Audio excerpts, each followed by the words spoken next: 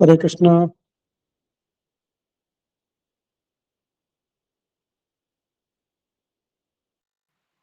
हरे कृष्णा। सभी भक्तों के चरणों में दंडवत प्रणाम। हरे कृष्णा। दंडवत प्रणाम माता जी। दंडवत प्रणाम। सभी को दंडवत प्रणाम। हरे कृष्णा। हरे कृष्णा। सभी भक्तों के चरणों में दंडवत प्रणाम। सभी भक्तों के चरणों में दंडवत प्रणाम। दंडवत प्रणाम। दंडवत हरे प्रणाम माता कृष्ण छोटी प्रभु माता जी, जी। दंडवत प्रणाम। हरे कृष्णा। दंडवत प्रणाम माता जी।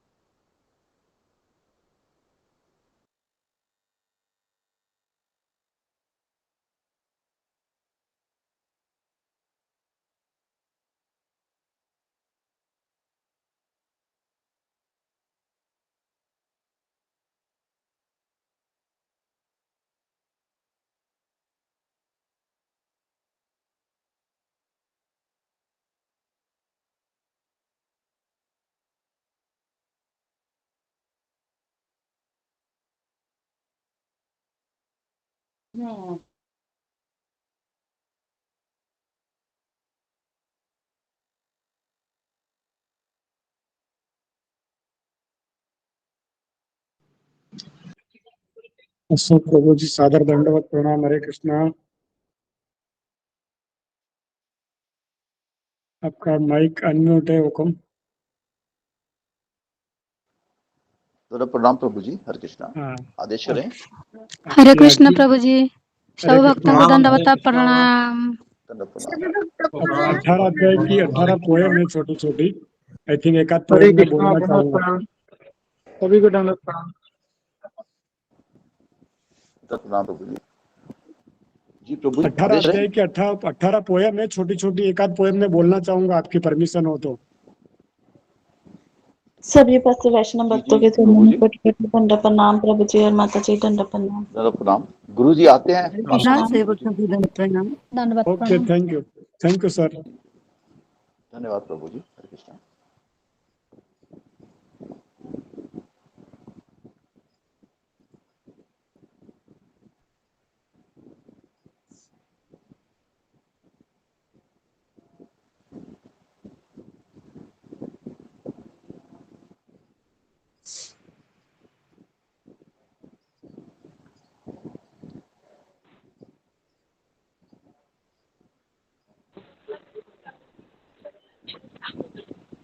हरे कृष्णा प्रभु जी।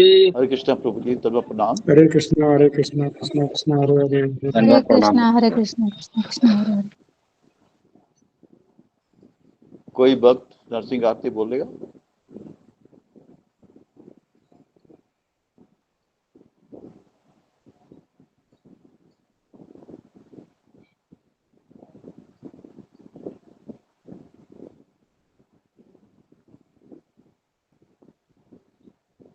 हरे कृष्णा। रेखा माता जी। हरे कृष्ण प्रभु जी, दंडवत प्रणाम। सभी भक्तों को दंडवत दंडवत प्रणाम प्रणाम। माता जी। जी माता जी नरसिंह आरती बोलिएगा। जी, गुरुदेव के चरणों में दंडवत प्रणाम। नमस्ते नरसिंहाय, नमस्ते नरसिंहाय, प्रह्लादलाददायिने हिरण्याकशिपो रक्षः, हिरण्याकशिपो रक्षः, शिलठङ्कानखालये इतो न सिंहा परतो न सिंहा, यतो यतो यामि ततो न सिंहा, वहेन सिंहा हृदयेन सिंहा, न सिंहमदिं शरणं प्रपदे, तव करकमलवरेण खाम् अद्भुत श्रृंगार दालिता हिरण्यकशिपु तनुभुङ्गा केशवधृता नरहरिरूपा, जय जगदीश हरे, जय जगदीश हरे। जय जगदीश हरे। तव कर कमल वरेण थाम अद्भुत श्रृंगार दलिता हिरण्यकशिपु तनु भिंगा केशवधृता नरहरि रूपा जय जगदीश हरे। जय जगदीश हरे। जय जगदीश हरे। जय नरसिंहदेव नरसिंहदेव नरसिंहदेव जय नरसिंहदेव। जय प्रहलाद महाराज प्रहलाद महाराज प्रहलाद महाराज जय प्रहलाद महाराज। जय जय प्रभुपाद प्रभुपाद प्रभुपाद जय जय प्रभुपाद। निताय गौर हरि बोल हरि बोल हरि बोल। निताय गौर हरि बोल निताय गौर प्रेमानंदे हरि बोल। हरि बोल हरि माता बोल। जी, बहुत बहुत हरि सुंदर। बोल सुंदर, हरि बहुत बोल। हरि सुंदर। बोल माता जी। हरि जी बोल माता जी। माता जी। हरे कृष्ण सभी हरे भक्तों कृष्णा। के चरण में दंडवत प्रणाम। दंड प्रणाम माता जी। कृष्णा वरदान जी कली माता जी, भक्तों को दंडवत 10 प्रणाम। नाम अपराध बोलिएगा। जी प्रभु। भगवान के नाम जप में होने वाले 10 अपराध। पहला, भगवान नाम के प्रचार में संपूर्ण जीवन समर्पित करने वाले महाभागवतों की निंदा करना। दूसरा, शिव ब्रह्मा आदि देवों के नाम को भगवान नाम के समान अथवा उससे स्वतंत्र समझना। तीसरा, गुरु की अवज्ञा करना अथवा उन्हें साधारण मनुष्य समझना। चौथा, वैदिक शास्त्रों अथवा प्रमाणों का खंडन करना। पांचवा, हरे कृष्ण महामंत्र के जप की महिमा को काल्पनिक समझना। छठा, पवित्र भगवान नाम में अर्थवाद का आरोप करना। सातवां, नाम के बल पर पाप करना। आठवां, हरे कृष्ण महामंत्र के जप को वेदों में वर्णित एक शुभ सकाम कर्म कांड के समान समझना। नौवां, अश्रद्धालु व्यक्ति को हरिनाम की महिमा का उपदेश करना। 10वां, भगवान नाम के जप में पूर्ण विश्वास न होना और इसकी इतनी अगाध महिमा श्रवण करने पर भी भौतिक आसक्ति बनाए रखना। भगवान नाम का जप करते समय पूर्ण रूप से सावधान न रहना भी अपराध है। प्रत्येक वैष्णव भक्त को चाहिए कि इन 10 प्रकार के अपराधों से सदा बचकर रहे ताकि श्री कृष्ण के चरण कमलों में प्रेम शीघ्रातिशीघ्र प्राप्त हो, जो कि मनुष्य जीवन का परम लक्ष्य है। धन्यवाद माता जी, बहुत सुंदर। आप गुरु जी ने कल क्या बताया था माता जी, ये भी बता दीजिएगा। धन्यवाद। जी प्रभु जी बताते 2 मिनट।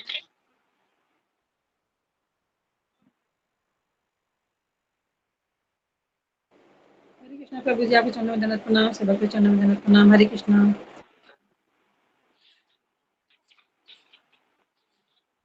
प्रभु जी 1 मिनट दीजिए मुझे।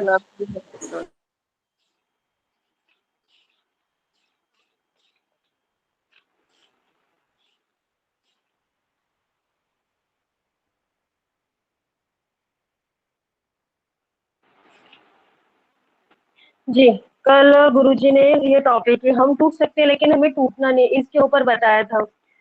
फिर वो गीता के 6.6 का वो बंधुरात्मनस्य उस श्लोका से स्टार्ट किया था, जिसका अर्थ है जिसने मन को जीत लिया है उसके लिए मन सर्वश्रेष्ठ मित्र है, किंतु जो ऐसा नहीं कर पाए उसके लिए मन सबसे बड़ा शत्रु होगा। मेरे गुरुदेव बताते हैं कि मन हमारा मित्र तभी हो सकता है जब हम इसके नियम को पालन करते हैं। अगर हमें ये पता चल जाए कि हमारा शत्रु बाहर नहीं अपितु हमारे भीतर ही है, तो उसे परास्त करना आसान हो जाता है। फिर गुरुजी बताते हैं कि ये सबसे इम्पोर्टेंट टॉपिक है। हाँ, हम टूट सकते हैं क्योंकि हमारे हालात परिस्थिति हमें विवश कर देती है। और गुरु जी बताते हैं कि भक्ति में सबसे इम्पोर्टेंट है हमारा ध्यान होना। अगर हम ध्यान पूर्वक श्रवण करते हैं, हम ध्यान देते हैं, तो हम भक्ति में आगे बढ़ सकते हैं। हृदय का टूटने का अर्थ गुरु जी बताते हैं कि टूट जाना आमतौर पर हमारे बुरे सपनों में से एक होता है। किसी व्यक्ति से अपेक्षा करना या फिर वस्तु से उम्मीद करना या फिर भविष्य के सपनों का टूटना, ये हृदय का टूटना कहलाता है। फिर गुरुजी बताते हैं कि प्रयास कैसे किस दिशा में करना चाहिए और संसार में जीने के लिए 3 चीजों से लड़ना पड़ता है। 3 पॉइंट्स बताए गुरुजी ने। पहला सामाजिक प्रेशर, दूसरा आर्थिक प्रेशर, तीसरा भावनात्मक प्रेशर। फिर पहला क्वेश्चन गुरुजी पूछते हैं कि कौन सा प्रेशर संभालना सबसे ज्यादा मुश्किल है और क्यों। फिर बताते हैं कि भावनात्मक प्रेशर कि भावनाएं हमको कमजोर बनाती है। इसमें एग्जाम्पल वो जॉब का इंटरव्यू का देते हैं और एग्जाम पेपर का भी देते हैं। फिर गुरुजी बताते हैं कि ऐसे 5 लक्षण बताए कल डिस्कस हुए, जिसके बारे में मतलब ऐसे कमजोर लोगों के 5 लक्षण, ऐसे जो भावनात्मक तौर पे वीक होते हैं उनके 5 लक्षण बताए उन्होंने। अगर ऐसे लोगों को कोई कुछ कह देता है तो वे तुरंत रोने लग जाते हैं और निराश हो जाते हैं, क्योंकि इनका हृदय बहुत कमजोर होता है। और दूसरा पॉइंट, अगर ऐसे लोगों के रास्ते में असफलताएं आती हैं तो वे डर जाते हैं और वे परिस्थिति से भागना चाहते हैं। तीसरा पॉइंट, कमजोर भावनात्मक लोग परिस्थिति से भागना पसंद करते हैं और उनको अपनी जिम्मेदारी से भी भागते हैं। चौथा पॉइंट, कमजोर भावनात्मक लोग हमेशा भूतकाल के शौक और भविष्यकाल की चिंता में ही रहना पसंद करते हैं। ऐसे लोग वर्तमान में नहीं रहते। पांचवा, ऐसे लोग दूसरों की बातों पर जल्दी विश्वास करते हैं। छठा, ऐसे लोग को कोई कुछ भी कह देता है तो वो शब्दों को पकड़ते हैं, उनकी मनोभावना को नहीं समझते। गुरुजी बताते हैं इसके क्या सिम्टम्स है। जब हमारे ऊपर सामाजिक सोशल प्रेशर बहुत ज्यादा होता है तो हम लोग गलत भावनात्मक निर्णय लेते हैं। इसी से हमारे अंदर नेगेटिव इमोशंस बनते हैं जो हमारे माइंड में क्रिएट होते हैं। तो गुरुजी बताते हैं इसके 5 उपाय हैं कि कैसे हम इस निकले। पहला, ये हमें अपने आप को बदलना है, दुनिया को नहीं, हमें ये समझना है पहले तो। दूसरा, जीवन में यह स्वीकार करके चलना है कि जीवन में बाधा आएगी किंतु वो कृष्ण से बड़ी नहीं होगी। मैं कृष्ण का आश्रय लूंगी तो वो चली भी जाएगी। तीसरा, हर चीज में अच्छाई को देखने का प्रयास करना चाहिए। चौथा, स्वयं को समय देना चाहिए, स्वयं से प्रेम करना चाहिए। और पांचवा, अपनी भावनाओं को एक्सप्रेस करना सीखना चाहिए, मतलब हमें दूसरों से बात करनी चाहिए। तो मैं इतना ही लिख पाई, थोड़ा शॉर्ट में क्षमा कीजिए मेरी गलती है। हरि बोल माता जी, बहुत सुंदर। हरे बहुत सुंदर माता जी, धन्यवाद आपका। हरे कृष्णा पे भक्त हरि बोल माता जी, हरि बोल। सभी भक्त से गुरुदेव के चरण में कोटि कोटि प्रणाम। सभी भक्त के हरि बोल। दंडवत प्रणाम, आपके चरणों में सभी भक्तों को प्रणाम। हरि धन्यवाद प्रणाम माता जी, सभी भक्तों के चरणों में धन्यवाद प्रणाम। तो कल 17 तारीख को शुक्रवार को माता सीता का प्रकाट्य दिवस है, तो कल उपवास नहीं होगा। मैं फिर दोहराता हूँ, कल उपवास नहीं होगा।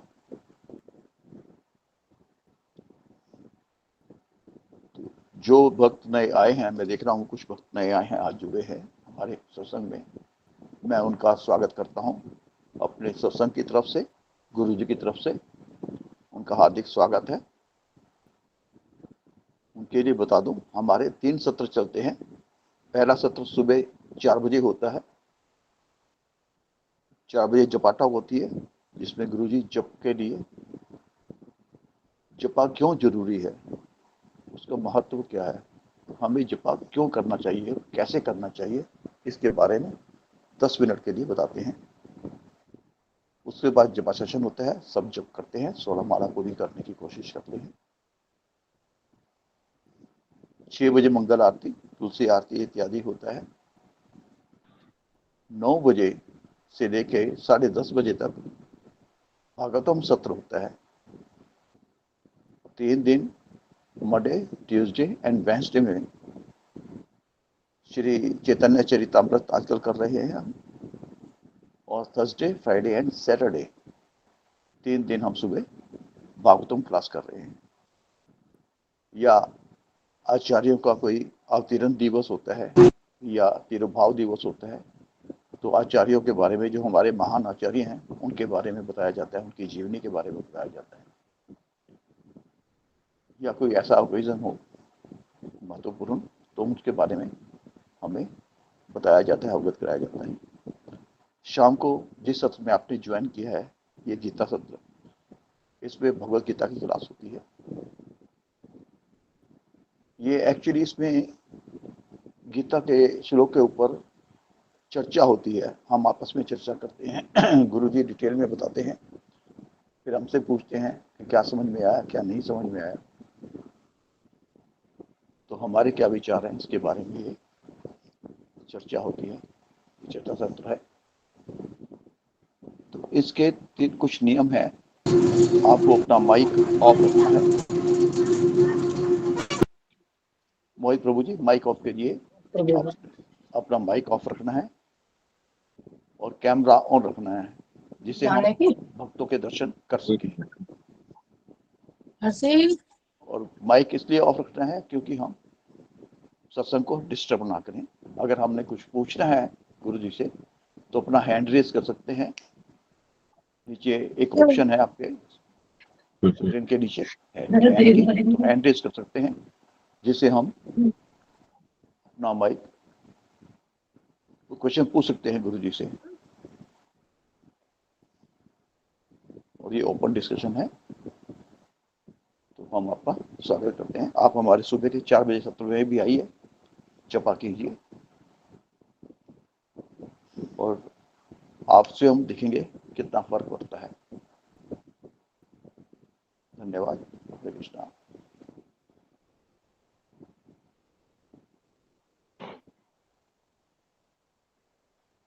थोड़ा मैं गुरुजी के बारे में भी बता दूं आपको। हमारे गुरुजी श्री अजय गोपाल दास जी हैं, जो जिन्होंने इलेक्ट्रिकल इंजीनियरिंग की हुई है, बेटा किया हुआ है इलेक्ट्रिकल इंजीनियरिंग में। उसके बाद 10 साल तक इन्होंने डिफरेंट शिप में मर्चेंट नेवी में काम किया है। 10 साल बाद इन्होंने रिजाइन किया कि इनका मन था कि मैं प्रभुपाद जी के विचारों को, भगवद गीता के प्रचार और प्रसार में समय व्यतीत करूं, तो ये उसमें लगे हैं। तभी से ये भगवद गीता का प्रचार प्रसार कर रहे हैं। गुरु जी ग्रस्त हैं, कुछ थोड़ा सा हमने गुरु जी के बारे में आपको बताया। अभी ज्वाइन करते हैं गुरु जी। धन्यवाद। हरे कृष्णा। धन्यवाद। प्रणाम।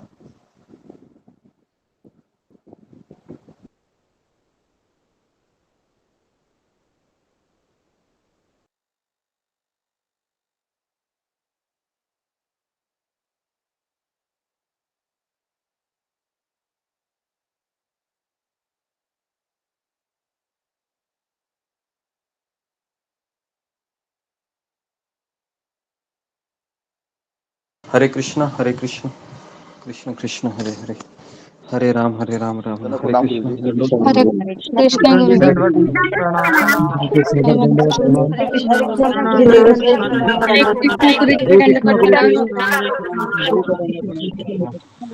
हरे कृष्ण।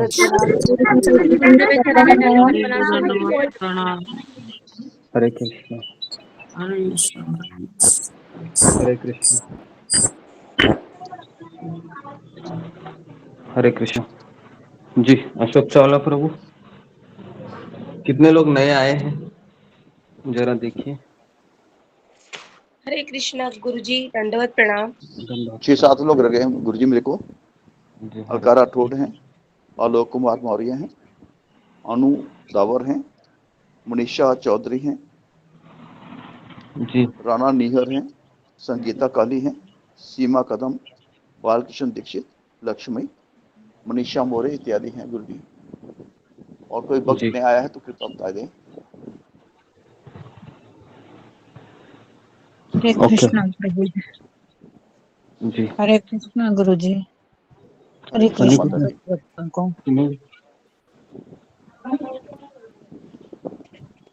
ओके जी।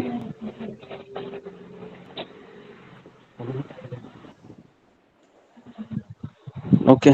ओम अज्ञानतिमिरान्धस्य ज्ञानाञ्जनशलाकया चक्षुरुन्मीलितं येन तस्मै श्री गुरुवे नमः। जय श्री कृष्ण चैतन्य प्रभु नित्यानंद श्री अद्वैत गदाधर श्रीवासादि गौर भक्त वृंद। हरे कृष्ण कृष्ण कृष्ण हरे हरे, हरे राम राम राम हरे हरे। ओके हरे कृष्णा, सबका स्वागत है। तो आज हम पहले अध्याय का श्लोक क्रमांक 22 एक मिनट।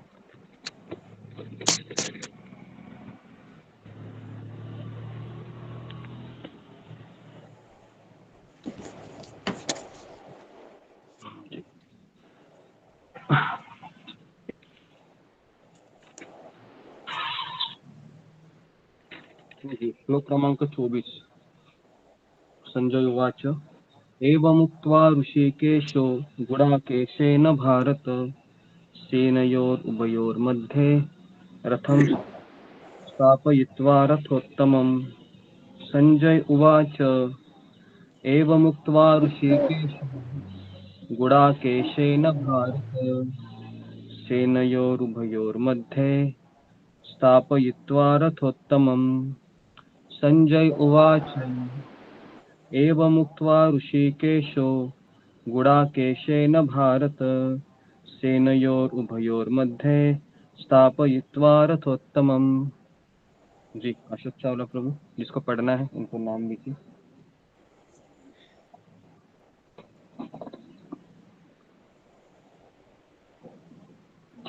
अशोक चावला प्रभु। जी गुरु जी। जी प्रमोद ढाके प्रभु जी, हरे कृष्णा।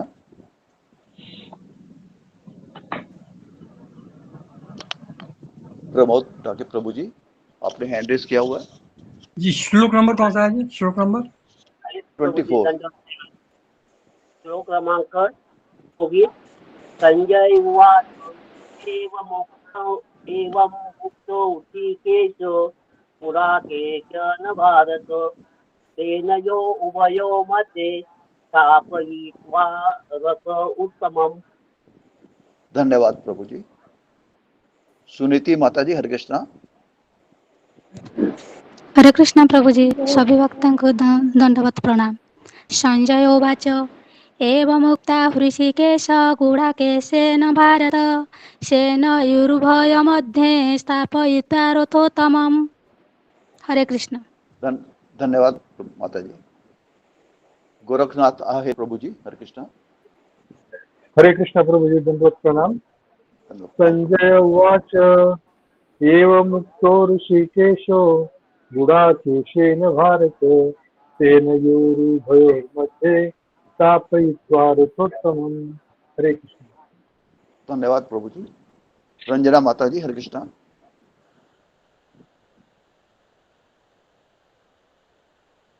रंजना माता जी।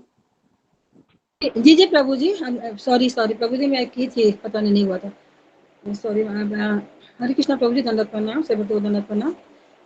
संजय उवाच एवमुक्त ऋषिकेश गुडाकेशेन भारत सेनयोरुभयो मध्ये स्थापित्वा रथ उत्तमम्। धन्यवाद माता जी। शीला बैरागी माता जी, हरे कृष्णा। हरे कृष्णा, दंडवत प्रणाम। संजय उवाच एवमुक्तो ऋषिकेश गुडाकेशेन भारत सेनयो उभयो मध्ये स्थापयित्वा रथोत्तमम्। धन्यवाद माता जी। ममता पाल माता जी, हरे कृष्णा। दंडवत प्रणाम प्रभु जी, हरे कृष्ण। संजय उवाच एवम् उक्त ऋषिकेश गुडाकेशेन भारत सेनयोरुभयोर्मध्ये स्थापयित्वा रथोत्तमम्। धन्यवाद माता जी, धन्यवाद। सुधा गुप्ता माता जी, हरे कृष्णा। हरे कृष्णा गुरु जी, दंडवत प्रणाम, सभी भक्तों को दंडवत प्रणाम। एवमुक्तो ऋषिकेशो, संजय उवाच एवमुक्तो ऋषिकेशो गुडाकेशेन भारत सेनयो उभयो मध्ये स्थापित्वा रथोत्तमम्। हरे कृष्ण। धन्यवाद माता जी। नमिता माता जी, हरे कृष्णा। हरे कृष्णा गुरु जी, आपके चरणों में कोटि कोटि प्रणाम, सब भक्तों के चरणों में प्रणाम। एवमुक्तो ऋषिकेशो गुडाकेशेन भारत सेनयो उभयो मध्ये स्थापयित्वा रथोत्तमम्। हरे कृष्ण। धन्यवाद माता जी। शुभांगी पाठक माता जी, हरे कृष्णा। हरे कृष्णा, सभी भक्तों के चरणों में दंडवत प्रणाम।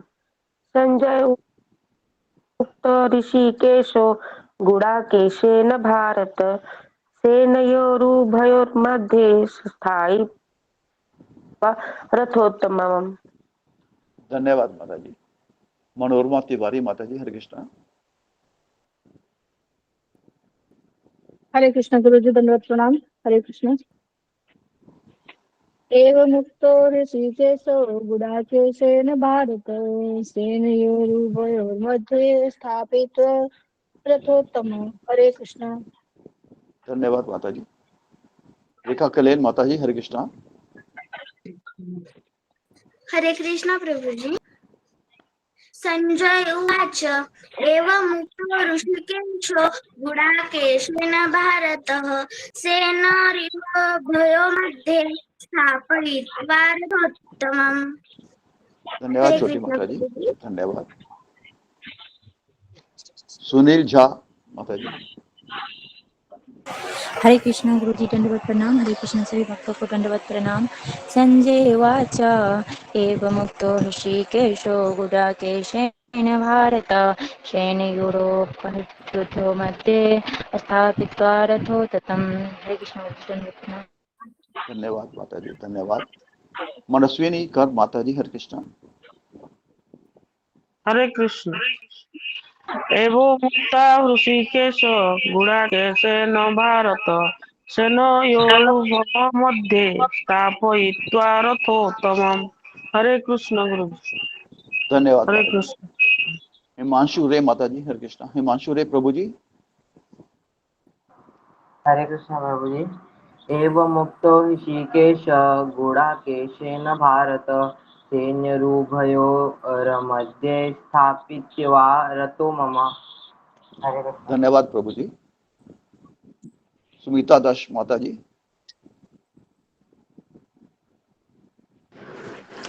हरे कृष्ण गुरुजी। हरे हरे कृष्ण कृष्णा, गुरुजी। हरे कृष्णा माता जी। संजय उवाच एवं मुक्ता ऋषिकेश गुडाकेशेन भारत सेनचार्युभयो मध्ये स्थापयित्वा रथोत्तमम्। हरे कृष्ण गुरुजी। धन्यवाद माता जी। प्रमोद ढाके प्रभु जी।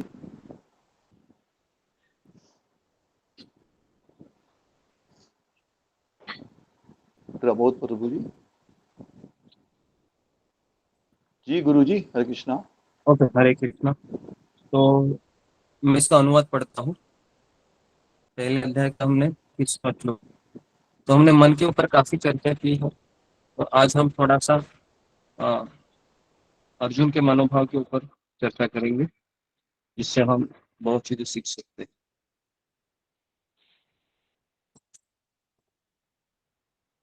संजय कहा, हे भरतवंशी, अर्जुन द्वारा इस प्रकार संबोधित किए जाने पर भगवान कृष्ण ने दोनों दलों के बीच में उस उत्तम रथ को लाकर खड़ा कर दिया। तात्पर्य, इस श्लोक में अर्जुन को गुडाकेश कहा गया है। गुड़ा का अर्थ है नींद, और जो नींद को जीत लेता है वह गुडाकेश है। नींद का अर्थ है अज्ञान भी है। अतः अर्जुन ने कृष्ण की मित्रता के कारण नींद तथा अज्ञान दोनों पर विजय प्राप्त किया था। कृष्ण ने कृष्ण के भक्त के रूप में वह कृष्ण को क्षण भर भी नहीं भूल पाया, क्योंकि भक्त का स्वभाव ही ऐसा होता है। यहाँ तक कि चलते अथवा सोते हुए भी कृष्ण के नाम रूप गुण लीला के चिंतन से भक्त कभी मुक्त नहीं रह सकता। अतः कृष्ण का भक्त उनका निरंतर चिंतन करते हुए नींद तथा अज्ञान दोनों को जीत सकता है।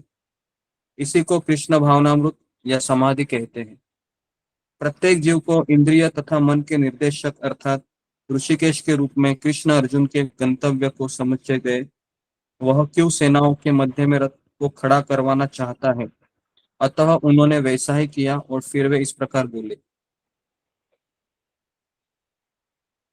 ठीक है, तो सबका स्वागत है सत्र में। तो आज हम अलग विषय पे चर्चा करेंगे। चर्चा का नाम है, मैं केवल आंख पर भरोसा क्यों नहीं कर सकता। बहुत इंपॉर्टेंट चीज है ये, कि मैं केवल आंखों पर भरोसा क्यों नहीं कर सकता, या हमें अपनी आंखों पर भरोसा क्यों नहीं करना चाहिए। ये भगवत गीता के संबंधित ही है, इंटरेस्टिंग सब्जेक्ट है। ठीक है, तो मैं वापस कह रहा हूँ कि अभी हमारे पास 1 घंटा है। 4:30 बजे तक हम कंटिन्यू बोलेंगे, बीच में रुकेंगे, आपको सवाल पूछेंगे, आपको जवाब देना है। ठीक है, और ये आने वाले 1 घंटे में हम कई प्रश्नों के उत्तर ढूंढेंगे। आप मुझे पूछेंगे, मैं आपको पूछूंगा, फिर हम भगवत गीता में देखेंगे। और इस तरीके से जीवन में जो समस्या हमको परेशान कर रही है, कई दिनों से उलझा रही है, प्रश्नों के उत्तर हम चाहते हैं जिंदगी से, जीवन से, तो गीता रूपी इस समुद्र से हम कुछ ज्ञान रूपी मोतियों को प्राप्त करके अपने जीवन में प्रकाश डालने का प्रयास करेंगे। ठीक है जी। तो पिछले कई सत्रों से लगातार 6 से 7 दिन हमने मन के ऊपर चर्चा की। तो अभी हम हमारे जीवन के कुछ ऐसी परिस्थितियां हैं जिससे हमारा मन भ्रमित होता है, उसके ऊपर हम चर्चा करेंगे। ठीक है, तो इस विषय के ऊपर ही मैं पहले सवाल आप लोगों को पूछता हूँ कि हमें आंखों पर भरोसा क्यों नहीं करना चाहिए। जी, कौन मुझे इसका उत्तर देगा? फिंगर को रेज कीजिए। आपके मन में पहला सवाल आता है कि आंखों पर भरोसा क्यों नहीं करना चाहिए, क्योंकि यहाँ पर अर्जुन भी वही गलती कर रहा है। अर्जुन ने कृष्ण को कहा कि हे कृष्ण, हे मधुसूदन, मेरा रथ दोनों सैनिकों के बीच में ले चलो। और अर्जुन का भी ऐसे ही हुआ, आंखों से देखा, दिमाग भ्रमित हो गया, मन भ्रमित हो गया। बराबर है, तो इसलिए हमको इस कंसेप्ट को क्लियर करना है। ठीक है, आंखों पे भरोसा कितना करना चाहिए, कितना नहीं करना चाहिए, करने से क्या होगा, नहीं करने से क्या होगा। जी ओके, अमर सिंह झाला बताइए। हरे कृष्णा गुरुदेव, सादर दंडवत प्रणाम। कई बार हमारी जो प्रणाम। आंखें देखती है, हो सकता है कि हमने कम समझ हो या अज्ञानवश हम उसे गलत मान बैठते हैं। आंखों से देखा हुआ गलत भी हो सकता है कई बार। आई थिंक ऐसा मेरा मानना है। जी ओके, नेक्स्ट प्रीति अग्रवाल। हरे कृष्णा गुरु जी, दंडवत प्रणाम। गुरु जी, आप सुबह वाली क्लास में बता रहे थे जो 3 प्रमाण होते हैं, प्रत्यक्ष, अनुमान और शब्द प्रमाण। तो प्रत्यक्ष प्रमाण जो है वो मतलब सही नहीं होता है। तो कई बार हमारा आंखों देखा भी सही नहीं होता है। जैसे इसमें एग्जांपल ले सकते हैं, हमें जैसे रेगिस्तान में या गर्मी में जैसे सड़क पे पानी दिखाई देता है, उसके पास जाते तो पानी होता नहीं है। तो हमारी आंखें हमें धोखा दे सकती है क्योंकि हमारी इंद्रियां अपूर्ण है। जी गुरु जी। जी ओके जी ओके, तो हम आगे बढ़ते हैं। अभी तो अभी मैं आपको एक सवाल पूछ रहा हूँ। एक्चुअली पूछना नहीं चाहिए लेकिन पूछना पड़ रहा है क्योंकि ये उसी के रिलेटेड है जो मैं आपको उदाहरण देने जा रहा हूँ।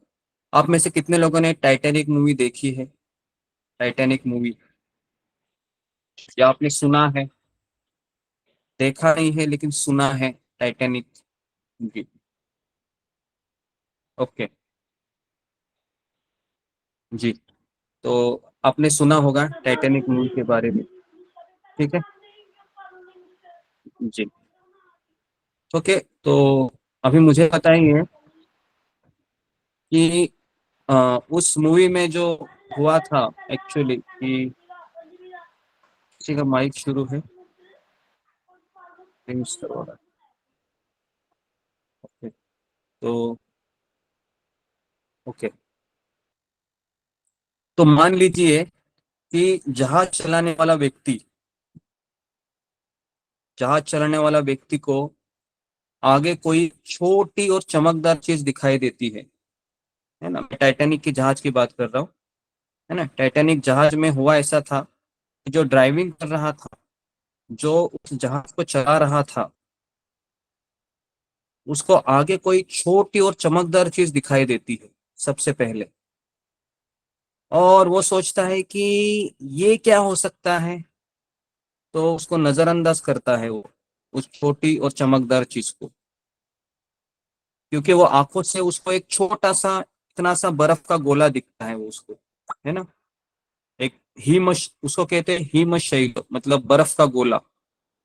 तो उसको समुद्र के ऊपर इतना सा ही दिखता है, तो उसको लगता है कि ये क्या कर देगा, इतना मेरा विशाल जहाज है। तो वो नजरअंदाज कर देता है और वही चीज जहाज को डुबाने का कारण बन जाता है। वही जो बर्फ का जो गोला होता है, थोड़ा सा ऊपरी ऊपरी, जो उसको लग रहा है कि छोटा सा ही है, लेकिन एक्चुअल जो होता है ना, वो पूरा बड़ा एक पहाड़ था वो।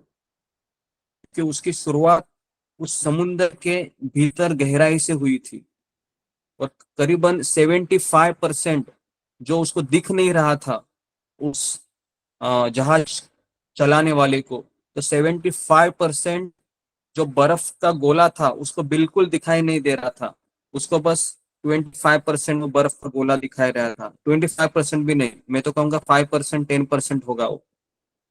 तो इसलिए उसने सोचा कि मुझे आंखों से दिख रहा है 5%, ये क्या कर लेगा। और इसी तरीके से उसकी जो सोच थी, उसका जो दिमाग था, जो उसने आंखों से देखे हुए जो अनुमान लगाया था, वो पूरा जहाज को डुबाने का कारण बन गया, है ना, पूरा जहाज का डुबाने का कारण बन गया। तो ये एक बहुत बड़ा उदाहरण है हमारे सामने कि आंखों से हम कोई चीज देखते हैं, भरोसा तो कर सकते हैं, लेकिन आंखों से देखी हुई हर चीज भरोसे के लायक नहीं होती है। ये टाइटैनिक मूवी हमको सिखाती है ना जी। तो ऐसी कई परिस्थितियां हैं जो हम आंखों से देखी जाती है ना, लेकिन जो हम आंखों से देखते हैं वह महत्वपूर्ण नहीं होता है हमेशा। क्यों नहीं होता है? क्योंकि हम आंखों से सब कुछ नहीं देख सकते। जैसा प्रीति अग्रवाल ने कहा कि हम आंखों से सब कुछ इसलिए नहीं देख सकते क्योंकि हमारी आंखें अपूर्ण है। अपूर्ण मतलब परफेक्ट नहीं है, क्योंकि जो मुझे एक्चुअल में दिखना चाहिए वो हम पूरी तरीके से देख नहीं सकते। जैसे अगर उस हवाई जहाज चलाने वाले को, सॉरी हवाई नहीं, वो जहाज चलाने वाला जो टाइटैनिक का जो कप्तान था, अगर उसके पास वो आंखें होती कि वह उस बर्फ के गोले के गहराई में जो बर्फ का पहाड़ है अगर वो देख सकता था, तो शायद वो एक्सीडेंट नहीं होता था और हजारों लोग उसमें मारे गए, वो हजारों लोग जीवित होते थे। इतिहास का सबसे बड़ा वो एक्सीडेंट था। और जहाज बनाने वाला, जो टाइटैनिक का जहाज बनाने वाला जो व्यक्ति था, है ना, उसने कहा था कि आ, ये जहाज को भगवान भी नहीं डुबा सकते, ऐसा उसने घोषणा की थी, है ना। इस जहाज को भगवान भी नहीं डुबा सकते, ऐसा वो जहाज बनाया था। लेकिन एक गलती, आंखों से देखा और फिर पूरा जहाज विनाश हो गए। तो हमारे जीवन में कई परिस्थितियां आती हैं जो हम आंखों से देखते हैं और फिर कलह करते हैं। आप में से कितने लोगों ने अपने घर में ये कहकर झगड़ा या फिर कलह किया है कि मैंने अपनी आंखों से देखा है, और फिर आप लगे उससे फिर दोस्त के चार करने के लिए? कितने लोगों ने ऐसा किया है? अपने पर्सनल लाइफ में हो सकता है, या फिर बाहर के आपके फ्रेंड सर्कल में, या फिर रिश्ते नातों में, कि आपने आंखों से कुछ देखा और इतना भरोसा किया कि मैंने देखा अपनी आंखों से, और आप लगे उससे दो के चार करने के लिए। किया है? ऐसा होता है, ऐसे, है ना जी। ठीक है, 15 लोग हैं, ज्यादा होने चाहिए, क्योंकि अक्सर हम आंखों से देखे हुए चीजों को ज्यादा हम बिलीव करते हैं, है ना, बराबर है। आंखों से देखी चीजें को ज्यादा बिलीव करते हैं। तो अभी अभी हम भगवत गीता में आते हैं। अभी भगवत गीता में अर्जुन क्या कहता है कृष्ण को? हे कृष्ण, हे मधुसूदन, हे गोविंद, मेरा जो रथ है ना, ये दोनों सैनिकों के बीच ले चलो, ये देखना है ना। तो अर्जुन भी कुछ ऐसी ही स्थिति का सामना करना पड़ा जब उसने मधुसूदन कृष्ण को कहा, कृष्ण मुझे दोनों सैनियों के बीच मेरा रथ ले चलो, मुझे देखना है। तो कृष्ण ने क्या कहा? ठीक है, जैसी तुम्हारी इच्छा। तो फिर एक्चुअली कृष्ण के मन में था तभी कि अर्जुन ये सवाल मुझे क्यों कह रहा है कि ले चलो। और कृष्ण को पता था कि इसने मुझे कुछ कहा है तो मैं करता हूँ। तो इस तरीके से कृष्ण ने फिर अर्जुन का जो रथ था, जो अग्निदेव ने दिया था स्वयं, तो उस रथ को लेकर भगवान कृष्ण बिल्कुल कौरव और पांडव के बीच जगह थी वहां पर चले गए। तो अर्जुन ने खुद के पैर के ऊपर ही कुल्हाड़ी मार दी। कौन मुझे बताएगा कि अर्जुन ने ऐसा करने से, खुद के पैर के ऊपर कुल्हाड़ी मारने के जैसा चीज क्यों किया उसने, उस दोनों सेनाओं के बीच ले चल के? ये मेरा सवाल है जी। ओके, प्रमोद के आपको कुछ कहना है? प्रमोद धाके। नहीं। जी, ओके, नेक्स्ट अनुराधा गोयल। हरे कृष्णा प्रभु जी। प्रभु जी वो ना क्या कहते हैं, दोनों सेनाओं के बीच में जाकर ना अच्छी तरह से सैन्य निरीक्षण करना चाहता था भी कौन कौन मेरे साथ लड़ रहे हैं, कौन किसके साथ मुझे लड़ना है। पर वो क्या कहते हैं, फिर जब भगवान ने खड़ा कर दिया तो बल्कि उसने निर्णय करा कि मुझे अब नहीं लड़ना, बल्कि वो अच्छी तरह से करना चाह रहा था, अब बिल्कुल भी वो नहीं करा कि मुझे करना ही नहीं है भगवान ने, क्योंकि वो उसके बीच में वो मोह डाल दिया था कि सारे अपने मोह उस संबंधियों को देखो। हाँ हाँ, तो मेरा सवाल क्या था कि अर्जुन ने यहाँ पर अपने ऊपर कुल्हाड़ी क्यों मार दी, कि ऐसा कहकर कि हे कृष्ण, मेरा रथ दोनों सेनाओं के बीच ले चलो। और एक्चुअली ये उसका जो कृष्ण को जो कहना था, ये अपने ऊपर कुल्हाड़ी मारने के जैसा है। तो मैं वही चीज यहाँ पर पूछना चाहता हूँ जी। गोरखनाथ आहेर। हरे कृष्णा प्रभु जी। हाँ। तो उन्होंने कुल्हाड़ी ऐसा मारा कि जो उसका धर्म था क्षत्रिय, वो उससे भाग रहा था, तो उसके लिए वो निंदनीय था, इसलिए। हरे कृष्ण। ओके जी, नेक्स्ट अशोक चावला प्रभु।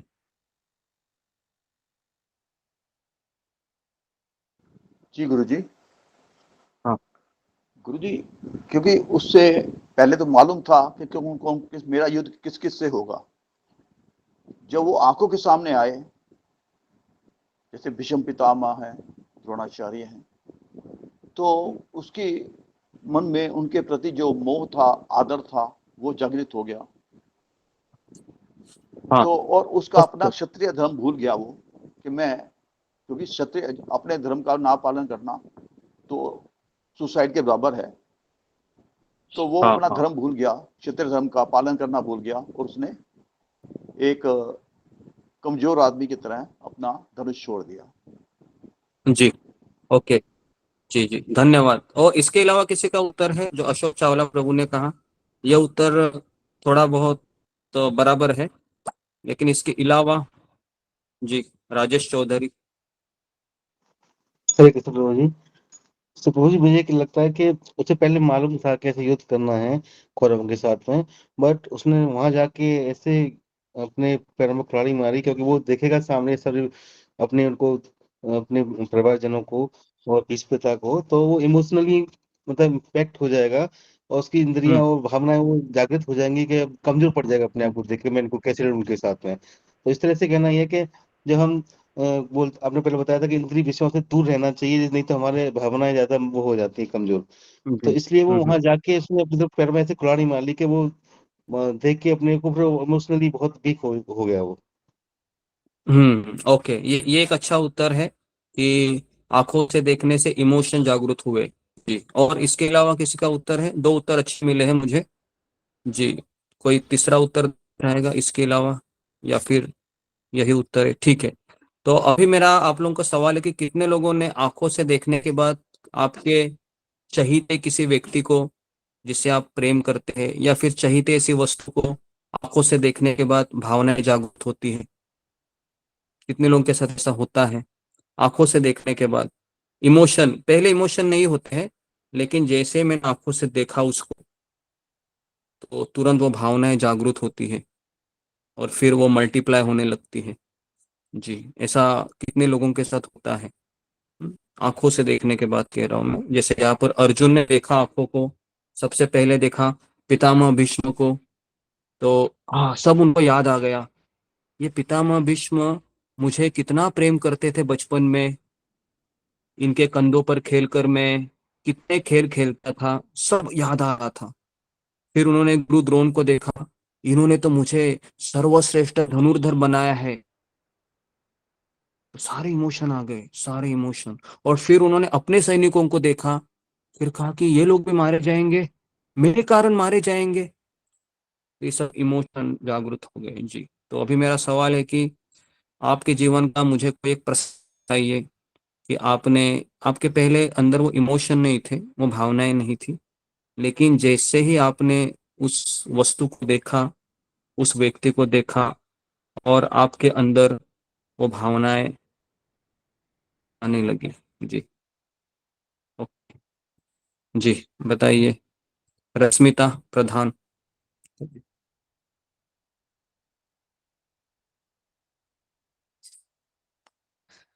या फिर शीला बैरागी। आपका माइक भी देखिए, आपका माइक अनम्यूट करके बोलिए जी।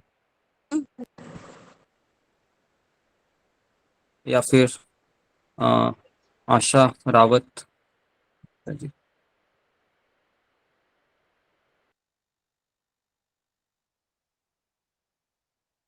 मनोरमा तिवारी। अशोक चावला, मेरा आवाज आ रहा है? हरे कृष्णा गुरु जी। हाँ ओके। आ रहा है गुरुजी, आ रहा है। मेरा अपना पर्सनल है, हम लोग शादी के बाद से बहुत मतलब लगभग 13 साल हो गए शादी को, तो रहते थे साथ में, लेकिन उतना इमोशन नहीं जागा था। पिछले साल 30 दिसंबर को मेरे हस्बैंड को मतलब नशे का वो लगा, मतलब ब्लेम लगा, पुलिस वालों ने पकड़ लिया अचानक से।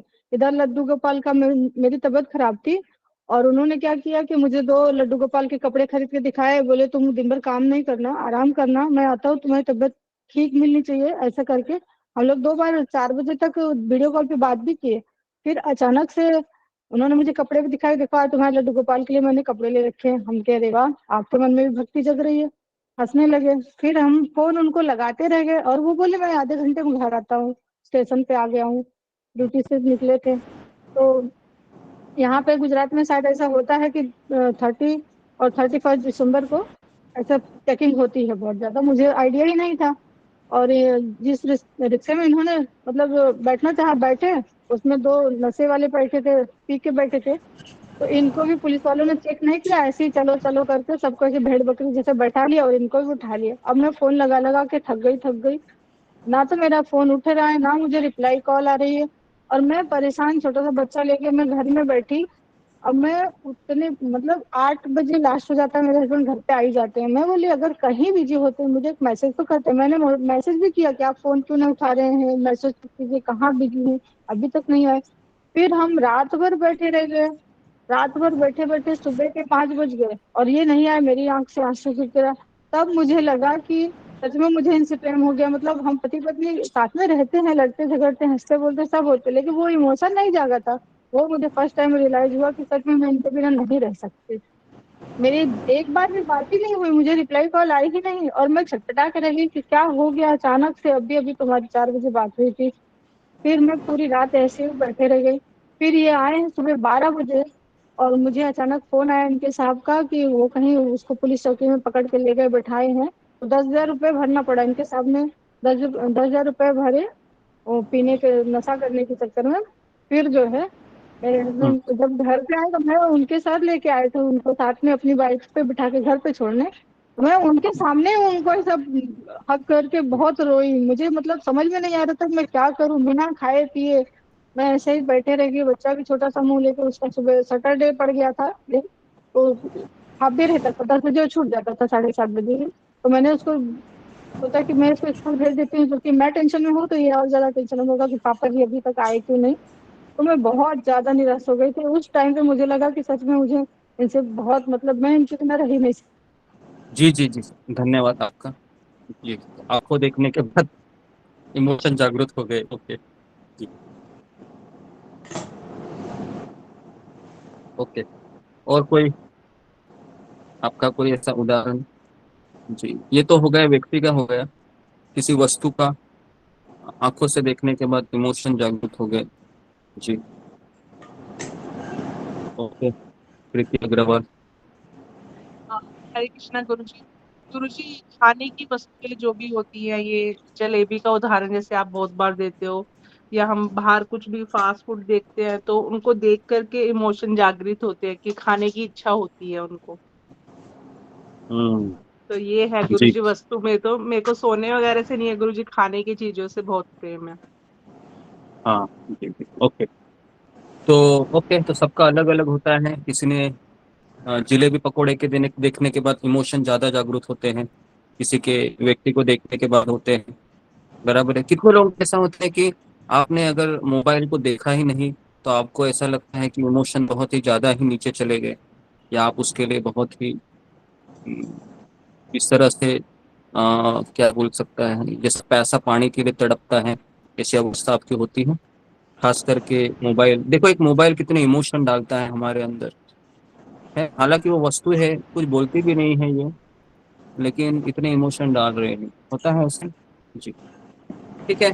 तो मुझे ये उदाहरण देकर आपको यही बताना था कि इमोशन कैसे जागरूक होते हैं। इमोशन ऐसा मत सोचिए कि व्यक्ति को बोलना ही चाहिए, है ना। बोलना ही चाहिए ऐसा नहीं है। व्यक्ति को देखने से और उससे बात करने से भी होते हैं इमोशन जागरूक, लेकिन देखने से ज्यादा होते हैं। जैसे मोबाइल है, या फिर कोई तोता है आपके घर में, कोई बिल्ली है या कुत्ता है, इनसे भी इमोशन जागरूक होते हैं, है ना। मैंने जहाँ पर मैं 10-15 साल पहले रहता था, वहां पर किसी के एक बिल्ली थे, दो बिल्ली थे। तो एक बिल्ली है वो अचानक घर पे आई नहीं। तो उस दिन है, उनके घर वालों ने पूरा व्रत रखा था, कोई चूल्हा नहीं जलाया था, और जो स्त्री थी बहुत रो रही थी बिल्ली को लेकर, जैसे कोई व्यक्ति चला गया है। तो उस तरीके से आंखों से देखने के बाद इमोशन जागृत होते हैं।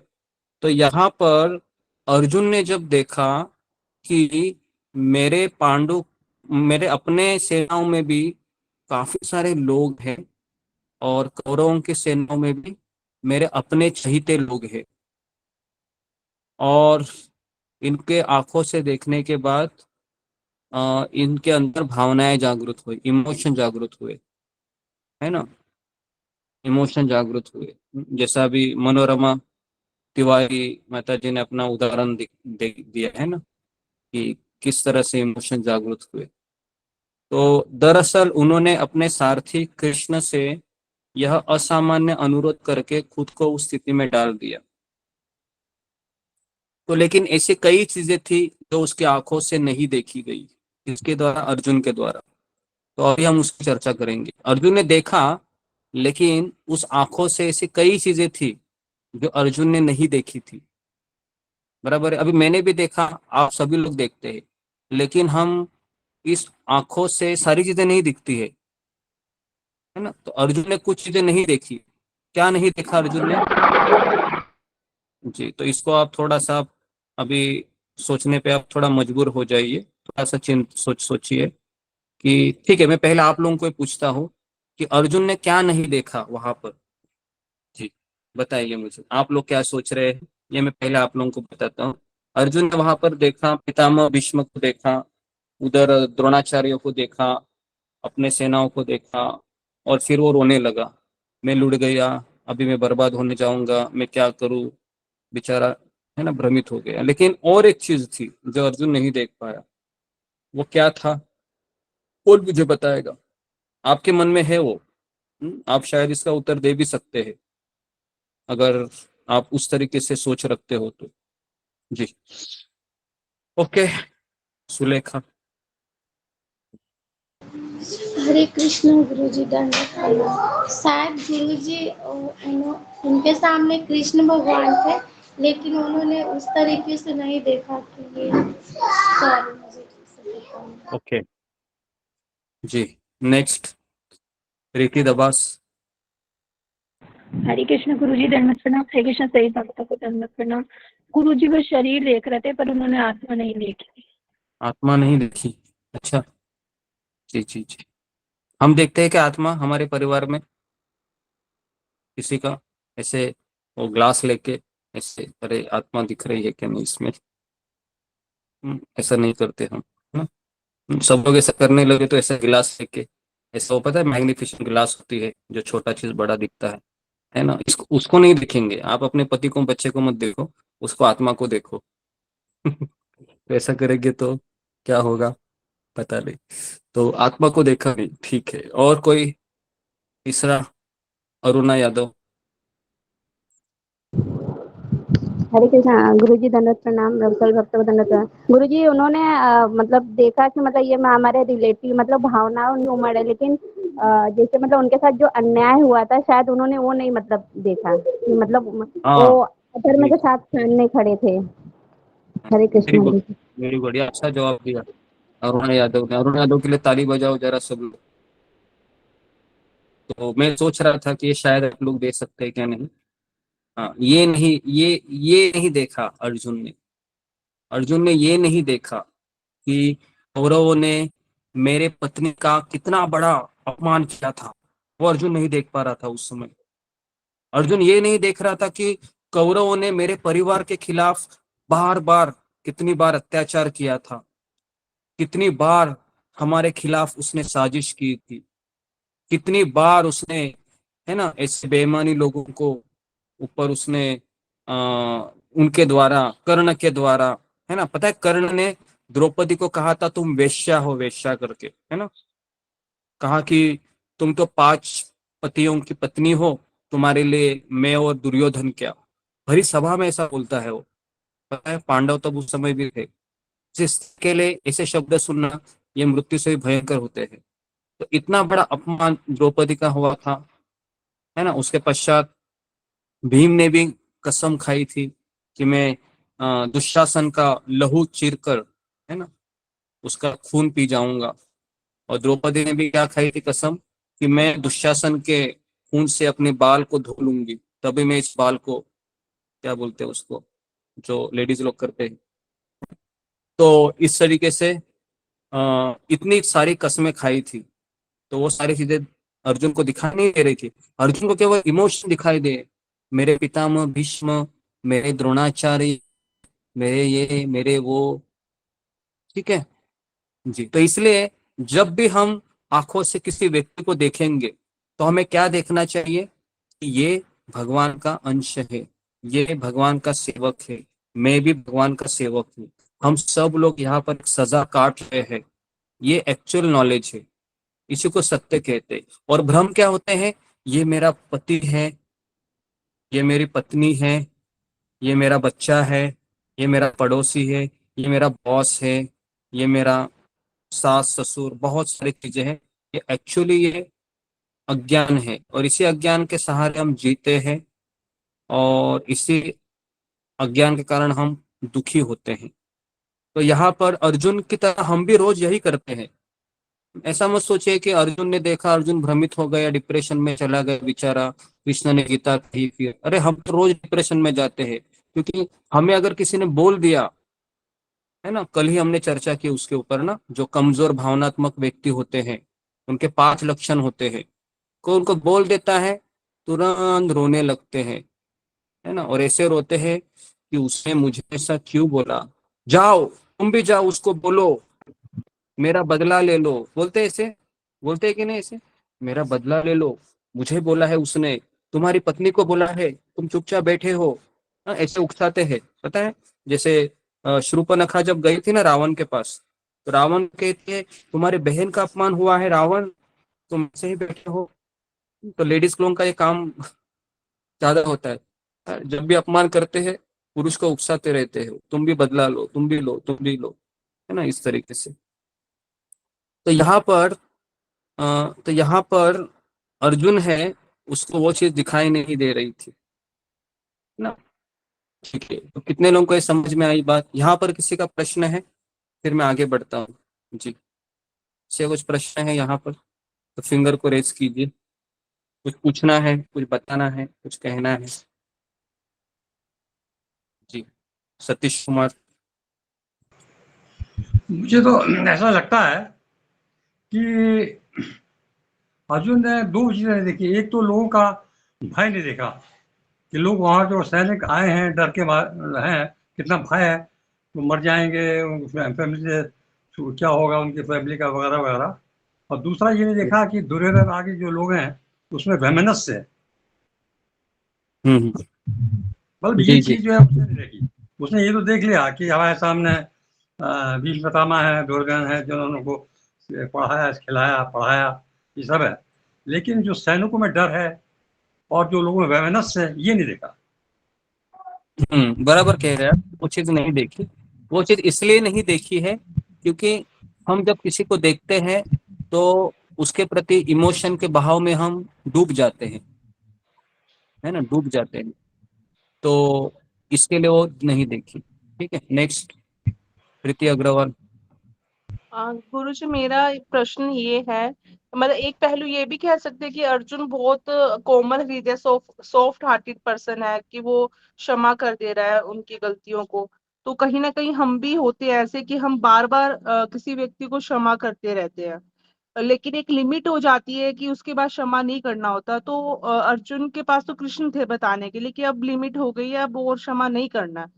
लेकिन हमें वो लिमिट कौन बताएगा कि अभी अब और क्षमा नहीं करना, आपको बस बहुत हो गया। जी, तो बेसिकली ये जो यहाँ पर जो मैं कहने जा रहा हूँ, ये परिस्थिति आंखों से देखना है। तो ये जो सवाल पूछा है कि हमें कौन बताएगा, तो वापस कह रहे हैं आध्यात्मिक जीवन में आध्यात्मिक गुरु होते हैं, वो हमको बताते हैं। लेकिन एक कहावत है, अगर झुकने से रिश्ते बदल जाते हैं तो हमें झुकना चाहिए, है ना, एक सुना है। और लेकिन बार बार हमें ही झुकना झुकना पड़ता है तो फिर हमें रुकना चाहिए। अगर अगर झुकने से रिश्ते सुधरते हैं तो झुकना चाहिए, लेकिन बार बार हमें ही झुकना पड़ रहा है तो फिर रुकना चाहिए।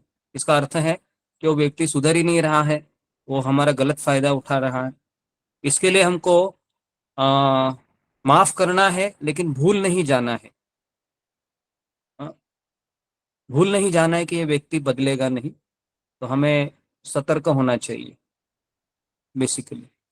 तो ये 10वें अध्याय में कृष्ण अर्जुन को कहते हैं। ठीक है, तो यहाँ पर हम देखते हैं कि अर्जुन है वह भ्रमित अवस्था में अभी पहुंच जाएगा।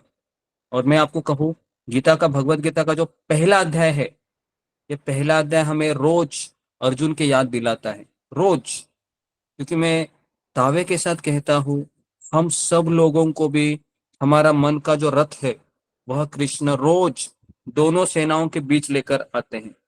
यहाँ पर अपने लोग होते हैं, वहां पर हमारे शत्रु पक्ष होता है।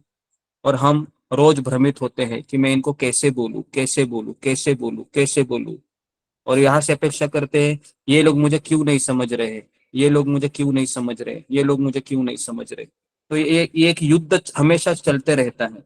और हमारी भावनाएं रोज जागृत होती है, रोज जागृत होती है। और ये इमोशन ही हमको ड्राइव करते हैं निगेटिव एनर्जी की तरफ। और फिर हम बहते जाते हैं, बहते जाते हैं, बहते जाते हैं। तो इस तरीके से ये रोज हमारी फिल्म चलती है। फिल्म नई नई नहीं चलती, वही होती है। लेकिन प्रसंग अलग होता है, दिन अलग होता है। जी, ओके। बालकृष्ण दीक्षित, आपको कुछ कहना है?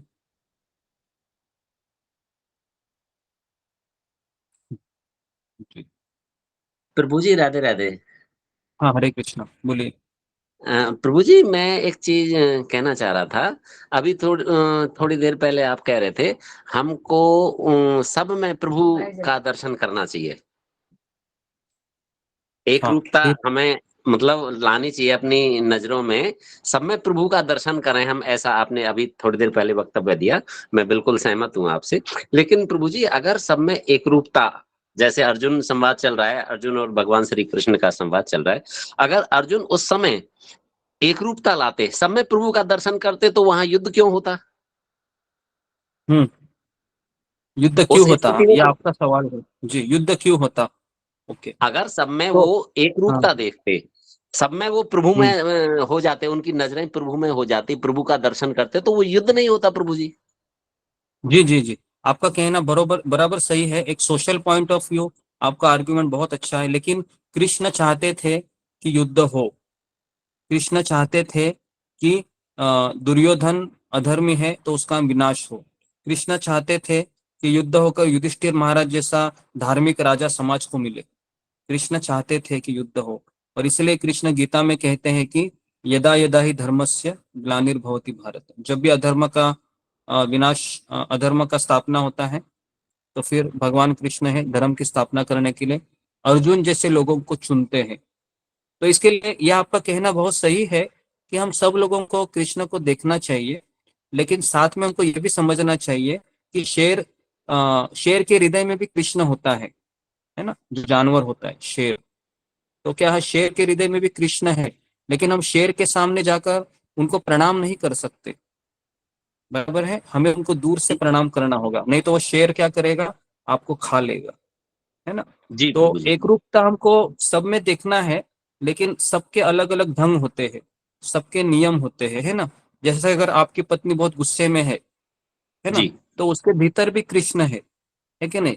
लेकिन आप उस समय अगर प्रेम से जाओगे तो फिर पता नहीं वो क्या है कि नहीं। तो कहने का अर्थ है कि कृष्ण सब में है, लेकिन जो व्यक्ति है ना वो इससे स्वतंत्र है, उसका मन स्वतंत्र है। तो उसके लिए धृतराष्ट्र में भी कृष्ण है, दुर्योधन में भी कृष्ण है, कर्ण में भी कृष्ण था उसके हृदय में। लेकिन क्या करे, इनका मनोभाव कृष्ण के अनुकूल नहीं था। कृष्ण जी कर्ण प्रभु। के पास जाकर कहते हैं कि कर्ण तुम युधिष्ठिर का बड़ा भाई है ना, अगर तुम चाहो तो पांडवों का राज्य तुम्हें ही मिलेगा, तुम्हें केवल इतना ही करना है, पांडवों के पक्ष से युद्ध करना है। लेकिन कर्ण ने कहा, कृष्ण मैं ये नहीं कर सकता, मैं मेरे दोस्त के साथ गद्दारी नहीं कर सकता, इसलिए आप मुझे ये मत कहिए। तो भगवान ने सबको ऑप्शन दिए थे, धृतराष्ट्र को समझाया, दुर्योधन को समझाया, कर्ण को समझाया, लेकिन ये लोग ऐसे थे कि बातों के, है ना, बातों के भूत होते हैं और लातों के भूत होते हैं। तो जी ये प्रभु जी। लातों के भूत थे, तो इसके लिए फिर इनमें एकरूपता देखोगे तो प्रॉब्लम हो जाएगा ना। तो इसके लिए जी भगवान ने प्रभु फिर उनको दंड दिया। ठीक है जी। राधे राधे, हरे कृष्ण। जी। तो यहाँ पर हम देखते हैं कि जी, और किसी का कुछ प्रश्न है यहाँ पर, कुछ आपको कुछ अपनी राय रखनी हो। आंखें हमारी धोखा देती है।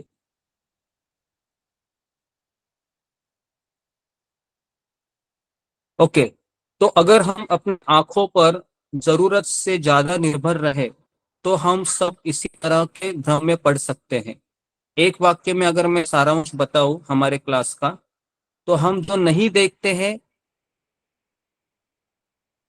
है ना, हम जो नहीं देखते हैं वो ज्यादा मायने रखता है ना, जो हम नहीं देख पाते अपने आंखों से।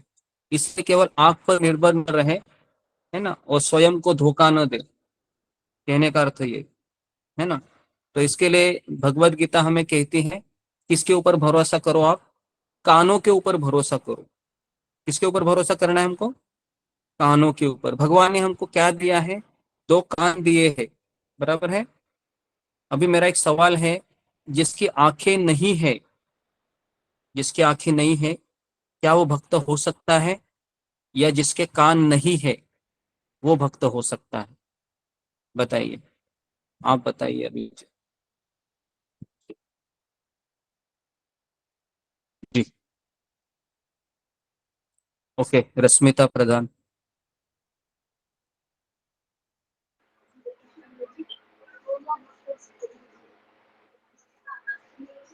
ओके, रेखा काळे।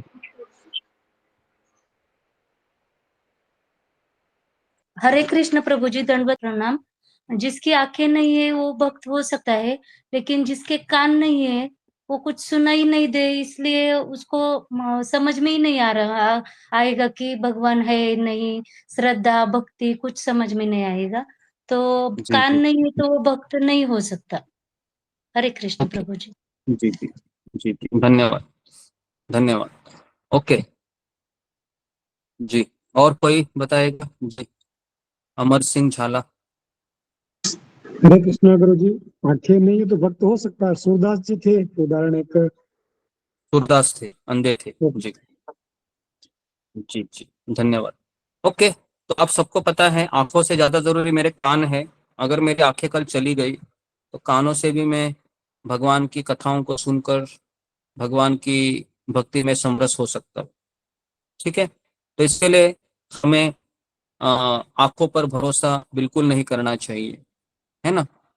आंखों पे भरोसा बिल्कुल नहीं करना चाहिए। हमारे कोर्ट कचहरी में भी आंखों के एविडेंस लिए जाते हैं, लेकिन एक्चुअल एविडेंस कानों का लेना चाहिए कि मैंने सुना था, है ना, इनके द्वारा। बराबर है। शिल प्रभुपाद जी जब अपने गुरु से दीक्षा ले रहे थे तो उनके गुरु ने कहा कि मैं अभय को दीक्षा दूंगा। प्रभुपाद जी का नाम पहले अभय था, उनके माता पिता ने रखा हुआ। तो कहा मैं अभय को इसलिए दीक्षा देना चाहता हूँ क्योंकि अभय मेरे प्रवचन ध्यान पूर्वक सुनता है ना। तो ये सुनने की चीज है ना, यही हमको ज्ञान हृदय में प्रकाशित करती है। जिसने ध्यान पूर्वक सुन लिया वह इस संसार पर सफल हो गया, इस संसार में। और जो ध्यान पूर्वक नहीं सुनेगा वो हमेशा गड़बड़ी करेगा। तो इसलिए कई बार माँ भी अपने बच्चों को कहती है तुमने ध्यान पूर्वक सुना ना मैंने क्या कहा। तो कभी कभी ऐसा होता है कि माँ कुछ बोलती है ना, टमाटर लाने को या सब्जी लाने को, या फिर पत्नी बोलती है पति को आप ये चीज लेकर आ जाओ, लेकिन वो मोबाइल में ही रहता है तो कुछ और ही चीज लेकर आता है। ऐसे कितने लोगों के साथ हुआ है? फिंगर को रेस कीजिए। आप किसी को कुछ लाने के लिए कहते हैं और कोई दूसरी चीज लेकर आता है और फिर कहता है मैंने ठीक से सुना नहीं। जी, ऐसा होता है ना, ऐसा होता है। तो क्यों ऐसा हो रहा है? क्योंकि सुना नहीं ध्यान पूर्वक। बराबर है, ध्यान पूर्वक सुना नहीं है। तो इसलिए सुनना बहुत जरूरी है। और कृष्ण गीता के 7वें अध्याय का पहला श्लोक कहते हैं मय्या सक्त मना पार्थ योगम यज्जुन मदाश्रय। तो उसमें वो कहते हैं कि तश्रुणु, तश्रुणु मतलब सुनो अर्जुन, कुछ कह रहा हो तुमको।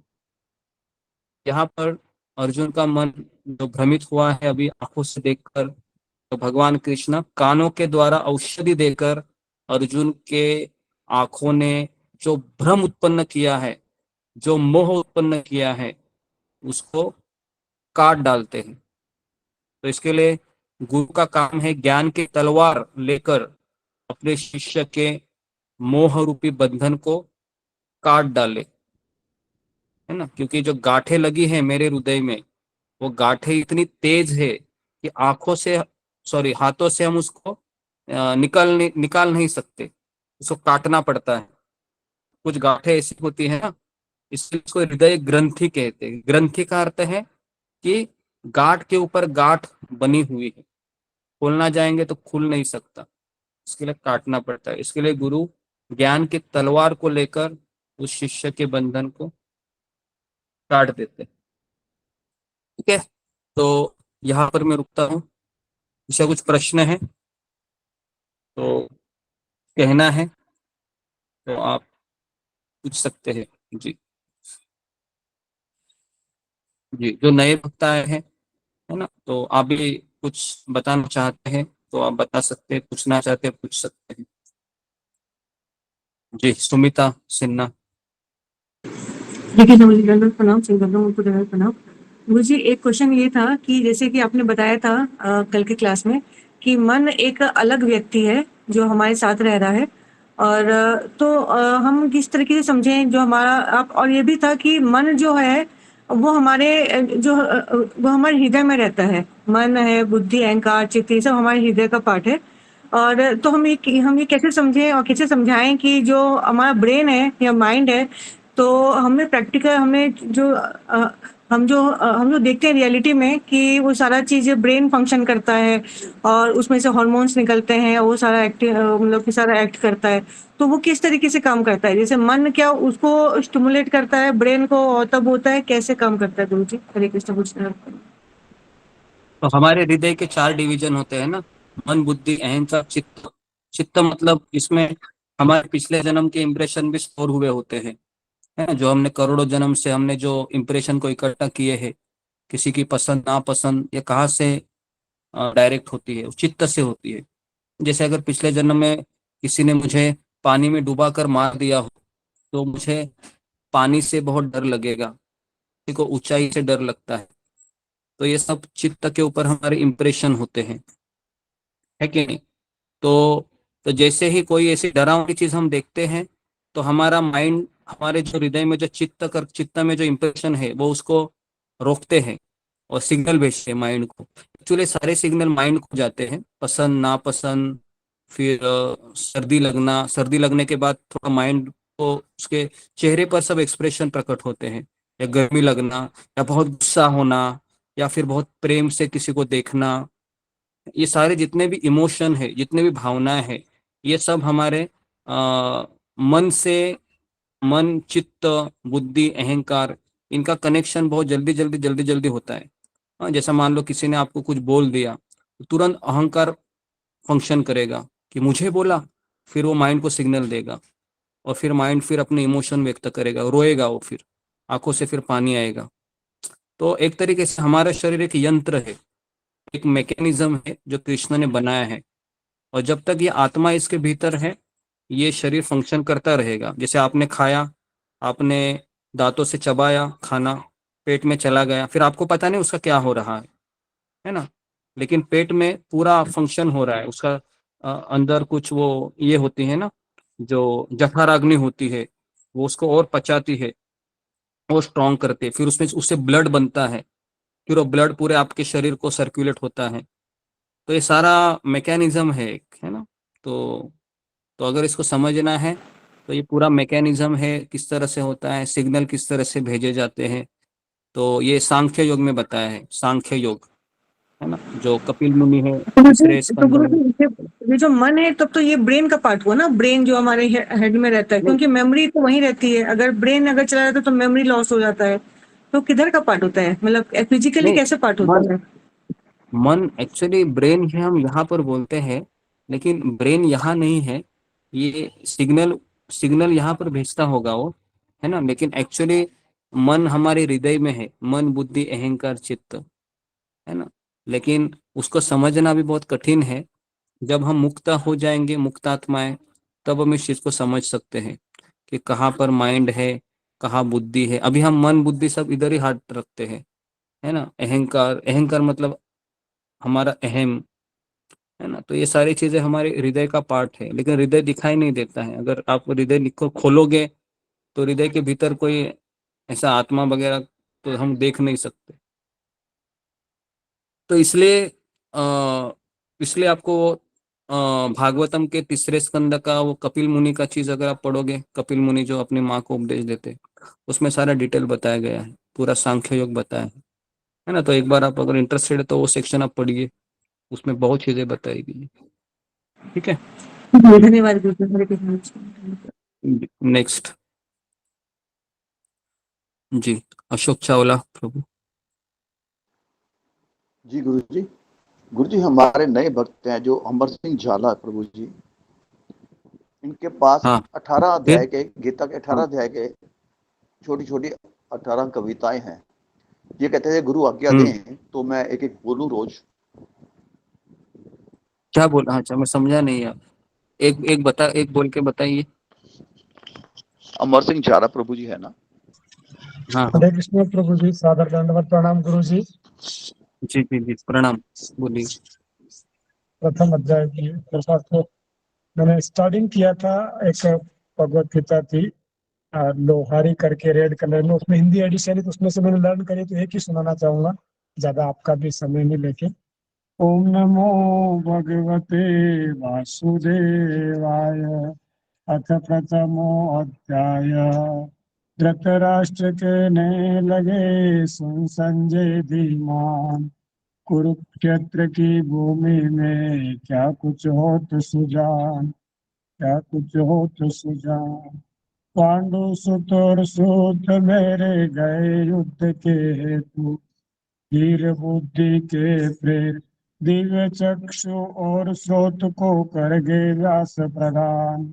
धर्म क्षेत्र की भूमिका बेजर करो बखान, बेजर करो बखान। ओम नमो भगवते वासुदेवाय। हरे कृष्णा कृष्णा कृष्णा हरे हरे, जी हरे राम राम राम हरे हरे। धन्यवाद प्रभु। जी जी जी, बहुत अच्छा लिखा है आपने, धन्यवाद। तो ऐसे ही आप लिखते रहिए, ठीक है जी। नेक्स्ट विशाल इघावे। हरे कृष्ण गुरुजी, दंडोत प्रणाम। सभी भक्तों के चरणों में दंडोत प्रणाम। गुरुजी, आपने अभी जैसा बताया कि जिसकी आंखें नहीं है लेकिन कान है तो वो भक्त बन सकते हैं। फिर यहाँ गुरुजी धृतराष्ट्र की भी आंखें नहीं थी और कान थे, तो फिर वो भक्त क्यों नहीं बन सके गुरुजी? क्षमा कीजिए। इसमें पहले तो पता होना चाहिए कि कान हमारे भी है ना, हमारे पड़ोसी के भी कान है कि नहीं? फिर तो इतने सारे लोग हैं इस संसार में, सबके कान है, सभी लोग भक्त क्यों नहीं बन सकते? कि कान होना ही क्वालिफिकेशन नहीं है। क्वालिफिकेशन क्या है? इच्छा होना, ये क्वालिफिकेशन है। अगर मेरी इच्छा है लेकिन मेरे कान नहीं है तो मैं भक्त नहीं बन सकता, लेकिन मेरी इच्छा है लेकिन मेरे कान है, भले आंखें नहीं, तो मैं बन सकता हूँ। तो यहाँ पर कानों का महत्व तो है ही, लेकिन कान सुनने से पहले भी इच्छा होनी चाहिए ना। तो इच्छा ये सत्संग से आती है, जब तक वो सत्संग में नहीं आएगा उसकी इच्छा नहीं होगी, ठीक है जी। जी जय गुरु जी, हाँ धन्यवाद। अनुराधा सावंत।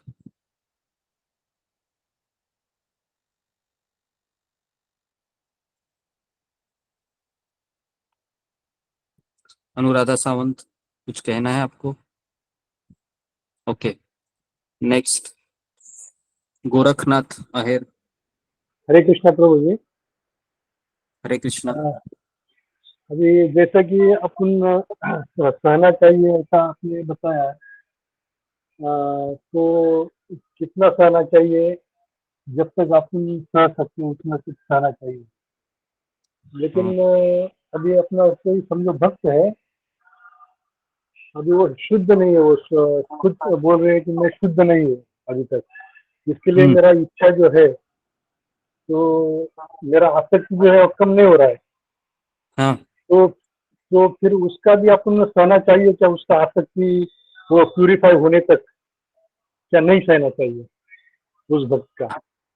पहली बात तो आपको एक बात बताऊं कि इस संसार में जितना हम सहन करते रहेंगे, चाहे वो शुद्ध हो या ना हो, लेकिन अगर हम ये सोच के सहन करेंगे कि ये शुद्ध हुआ या नहीं हुआ है, तो इससे हमारी प्रगति रुक जाएगी। तो अगर हमको सक्षम बनना है तो भगवान ऐसे लोगों को हमारी जिंदगी में खड़ा करते हैं जिससे हम सहनशील बने, क्योंकि सहनशील व्यक्ति ही भगवान की कृपा का इंतजार कर सकता है।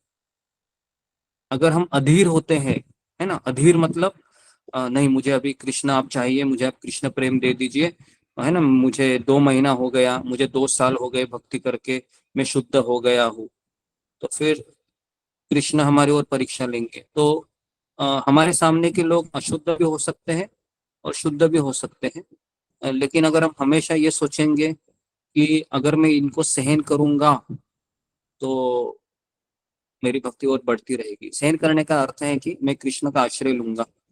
जैसे कुछ कुछ घर में मैंने ऐसा देखा है कि किसी की पत्नी इतनी लड़ाकू होती है कि पति इसी सोच को लेके चलता है कि इससे मैं क्या अपेक्षा करूं, ये तो ऐसे ही रहेगी, तो हमेशा भगवान का नाम लेते हुए अपनी जिंदगी बिता देता है।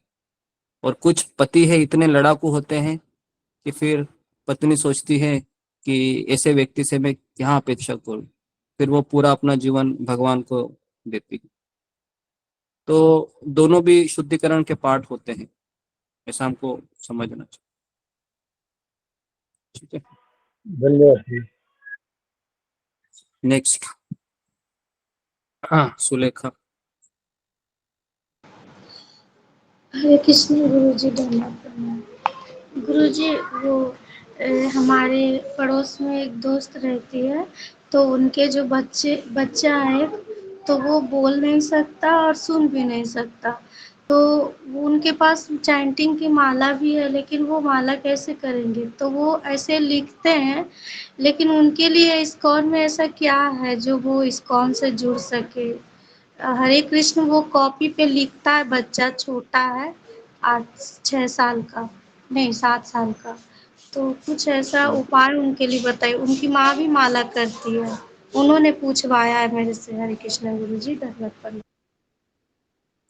जी, अगर उसकी आंखें नहीं है तो लिखता कैसे है वो आंखें मुझे पता आंखें नहीं हैं है। गुरुजी, लेकिन हाँ, वो बोल नहीं सकता और सुन नहीं सकता, बिल्कुल भी नहीं, बिल्कुल भी नहीं। तो ऐसे लोगों के लिए तो एजुकेशन स्कूल है ना, जो स्कूल में ऐसे हाव भाव करके उनको सिखाया जाता है, तो ऐसे स्कूल में डालिए, तो फिर वह है ना, समझ सकता है फिर चीजों को कि क्या बोलना चाह रहे, क्या कहना चाह रहे। एजुकेशन पहले दिलाना चाहिए, या फिर उसको अभी लिखने को कहो, या फिर वो एक्चुअली हाव भाव से ही बताया जाता है ना। जैसे मैं एक बार अपाहिज के डब्बे में ट्रेवलिंग कर रहा था, तो वहां पर वो ऐसे ऐसे बोलते हैं, ऐसे ऐसे इंप्रेशन करके बोलते हैं, है ना, इस लोगों को पता होगा।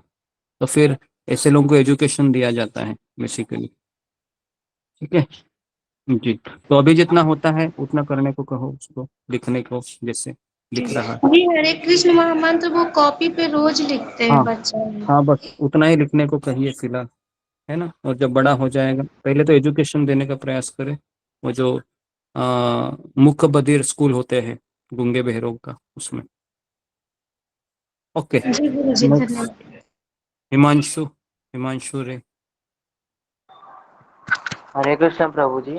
प्रभु जी, मेरे को पूछने का था कि भगवान भगवत गीता में कहते कि भगवान ने पहली बार भगवत गीता सूर्यदेव को सुनाया था, और उसके बाद मनु को, और वही प्रथा चला था, और वो बाद में जाके ये हो गया। तो अभी मनु मतलब जो मनु थे वो सतयुग में, और सूर्यदेव भी देवलोक थे, तो मतलब उस समय विष्णु जी ने सुनाया था क्या कृष्ण जी ने सुनाया था? क्योंकि अवतार तब तक लिए नहीं थे कृष्ण जी जी जी, नहीं, भगवान उसमें कहते हैं कि मैंने सूर्यदेव को कही थी। भगवान ये नहीं कहते गीता में कि विष्णु के, मैं विष्णु के रूप में आया था तब कही थी, है ना। तो भगवान ने स्वयं सूर्यदेव को कही होगी, है ना, क्योंकि कृष्ण है वो कहीं पर भी जा सकते हैं। अगर कृष्ण पृथ्वी लोक में अवतार ले सकते हैं, तो कृष्ण सूर्य लोक में भी अवतार लेके सूर्य को गीता सुना सकते हैं, है ना, इस तरीके से। हरे जी, नेक्स्ट सात्विक वर्मा। हरे कृष्णा गुरुजी, दंडवत प्रणाम।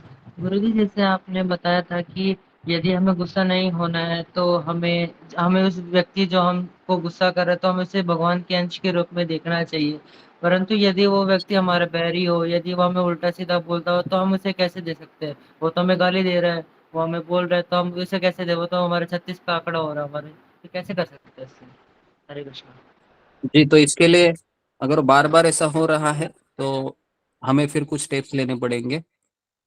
तो इसके लिए ये फॉर्मूला है, वह बाहर बहुत अच्छे से हो सकता है, क्योंकि बाहर इतना इंटरेक्शन नहीं होता है, लेकिन घर के लोगों से बार बार ये चीज़ें होती है, तो उस समय फिर हमें थोड़ा सा डिस्टेंस बनाए रखना चाहिए, थोड़ा सा दूरी बनाए रखनी चाहिए।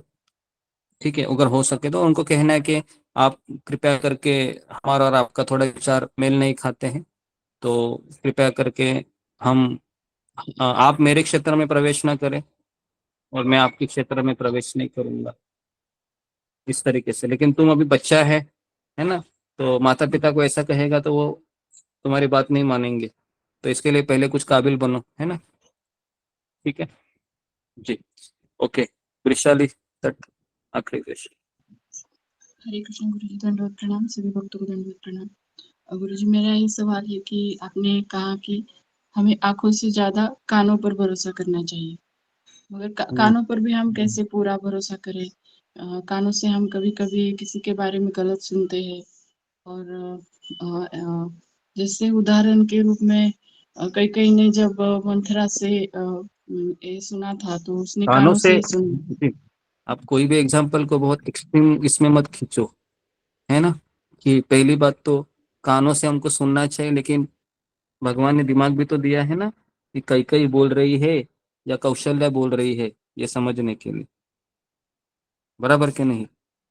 हाँ, भगवान ने गुरुजी, फिर दिमाग दिया है। कानों पर भी हम पूरा हाँ भरोसा नहीं कर सकते, ये भी तो है ना। हाँ, कान भी एक कानों पे, अपूर्ण इंद्रिय कानों पे, ही है। जी, कानों पे तभी भरोसा कर सकते हैं जब वह ज्ञान उचित स्रोत से आ रहा है। उचित स्रोत मतलब प्रामाणिक गुरु शिष्य परंपरा से आ रहा है, तो हम भरोसा कर सकते हैं। तो इसलिए कानों के ऊपर भी भरोसा हाँ तभी होना चाहिए जब गुरु साधु शास्त्रों से हम सुन रहे हैं, तो, है ना। लेकिन अगर कोई कोई किसी की चुगली कर रहा है ना, तो फिर हम सतर्क होना चाहिए कि हाँ कुछ तो गड़बड़ है करके, बराबर है ना। नहीं तो फिर क्या होगा कि कोई भी चीज को हम एज इट इज नहीं ले सकते हैं। कौन बोल रहा है, क्यों बोल रहा है, किस लिए बोल रहा है, इसके लिए भगवान ने हमको बुद्धि दी है। नहीं तो फिर हम तो अपने कान ऐसे खुले रखेंगे कि जहां से भी आए सुनते रहिए सुनते रहिए, फिर तो हम पागल हो जाएंगे, है ना। अपने आप को पागल नहीं बना देंगे। ठीक है, ओके। तो यहाँ पर मैं रुकता हूँ, 3:30 4:30 हो गए हैं। तो आशा करता हूँ कि आपको ये सेशन पसंद आया होगा और इससे आपको काफ़ी हेल्प हुई होगी। तो मैं आप लोगों से अनुरोध करता हूँ, जो नए भक्त हैं आप रोज इसी तरह से आते रहिए और सुनते रहिए, और जितने भी यहाँ पर भक्त आते हैं उनका आप उत्साह बढ़ाते रहिए। तो आप सबका बहुत बहुत धन्यवाद। श्रील प्रभुपाद की हरे कृष्ण गुरु जी, दंडवत प्रणाम। धन्यवाद